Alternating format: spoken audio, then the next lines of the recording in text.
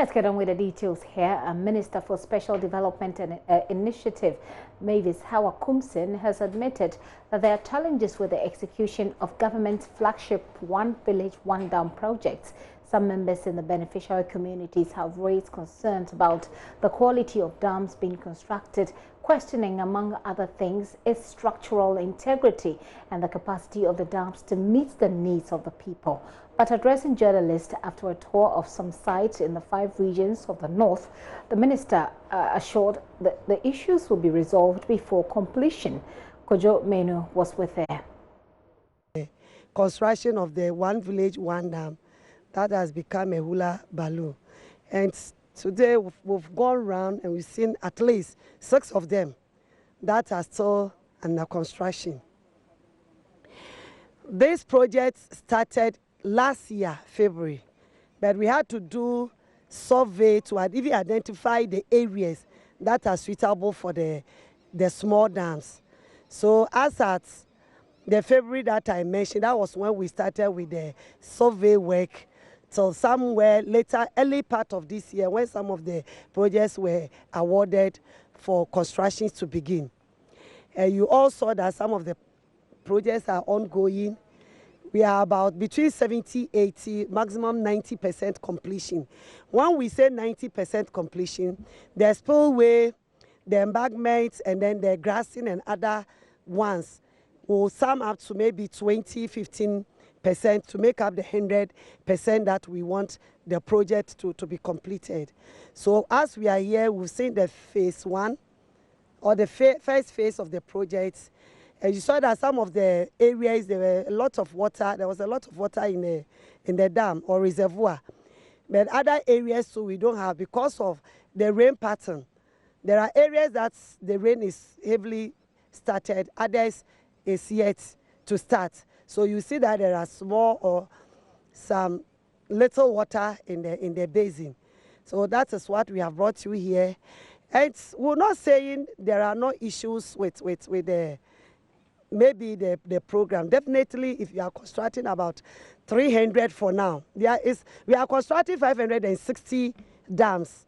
Initially, we said 570, but we all know Tamale Central cannot have a dam because it's a bigger town. So we've taken the 10 out of it, making it 560. And if you are constructing 560 dams, definitely you have some issues. The issues identified, right? Still, I want to hammer on it that the consultant and the contractors, together with the development authority and the ministry, will sit down and discuss. And then whatever is left, the concerns will be attended to. Hawa-Kumsin there. Well, JoyNews' NS Menu reports, even though the 6 communities visited are excited about the project, the people of Gunu, Denugu and Megogo want government to strengthen the embankment of the dam, among others. The Malafane, ama Benyinga Mbierane, Toroko Matiti, the Bangama de Gassi, to Bangama de Gassima, Dipanabaku you love here, the Koma Yatoma Koma Gassia, the Yan to young Bangama. Just like he has indicated, he is very sure that it's going to be helpful to them. However, his concern or their concern is that the dam wall is not too large in his estimation. He thinks that if the water accumulates too much, it may overflow the dam. So in his view, he thinks that it may need to be restrengthened or even enlarged. So, yada aban ni penny phone na ase. Any adwuma pa o ma ya man e wo de nugo ha. Ani age ba ade ba ko na yesre no say. Ya dam no bridge bi wo ho community guachire bebre community no omu bebre guachire. Tiesra ban say bridge bi wo ho won ye man ena dam line na omaye no eno so no omomodin na omoye na enkosoro na enchenchen no so no omomodin na omonye de ombeye say bo adwuma ombeye biama enchenchen no nsuo ntimi ensay dem no anjuru adwuma pa oye no omomodin se na oye ya ensaka nsuo no omodin na onye emma se na be ya community no omani ebeji. He is thanking the government and his elders who came to observe the dam. Now, and his problem is to raise the wall and to make that bridge that the water will flow off. So that over there, if it flows and come and add this one will break. So that is his complaint. And we have so many community up there. He is begging the government to do that bridge here for the community over there to come so that the children will go to school here.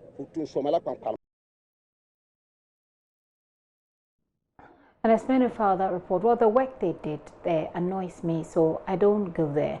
When I'm passing by, I don't even want to look there. Those are the words of the chief of Dacho in the Bolgatanga East District or the Upper East Region, who is unhappy about the nature of the dam constructed in the area and the government's One Village, One Dam initiative. Naba Akaliga II says although he was consulted before the construction of the dam, he was left in the dark when the contractor reported his site and within a week disappeared without a word. The chief also describes the dam as a, quote, football park, unquote, because he believes it is almost flat and cannot hold much water.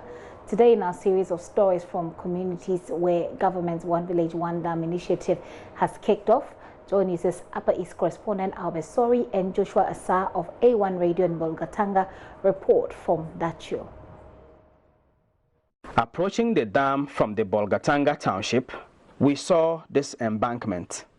It stretched over 100 meters, so at first sight, we were expecting to see on the other side of it a big dam full of water. But that was not the case. The entire landmass for this dam stretched a little more than 2 football fields, and the water covered just about half of that. We saw cattle and sheep drinking from the dam, a sign that the dam may be serving a purpose after all. But these youth of Dacho disagreed. The youth were happy that we will be getting a dam which will help us in diverse ways. But as you can see, it's like the contractor is done and he's left. And looking at the amount of water in the dam, it can't even sustain our animals. Neither talking of doing any other thing. Looking at what they have done, it's like it's nothing to write home about, because this water cannot sustain it to November. Neither talking of doing the dry season farming. And the bank is nothing to write home about. This bank is being done by muddy soil. It's supposed to be gravel, and the back of it is supposed to be grass, so that it can also conserve some of the water. They said after the contractor left the site, it appeared as though he had leveled the land rather than construct a dam or a dugout. One of the youth even volunteered to wade through the water to demonstrate to us that the dam was shallow.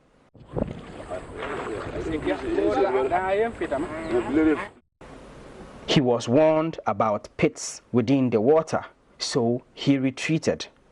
According to some of the youth, before this water gathered, some of the community members took advantage of the work done on the land to dig some pits where they collected sand and gravel to repair their mud buildings. We saw signs of this. A hole lying near some gravel, obviously chipped out of the ground here. When you are going down, it's just like they just fetch the sand somewhere and packed it somewhere. And that cannot be a dam. When you enter the water, you see that it's just about your knee level. And that is the whole, even the deepest part. In fact, when it rained first, the first rain that came, the spillway that they have made, almost, the dam was getting full, but the spillway too is not located very well. So it was aiding the water to just pass out. Even most of our brothers, we came here to complain about it, but they said they have not finished it. All this place, they said they will come back and reconstruct it or remove all this wood and logs away. But they didn't come back. If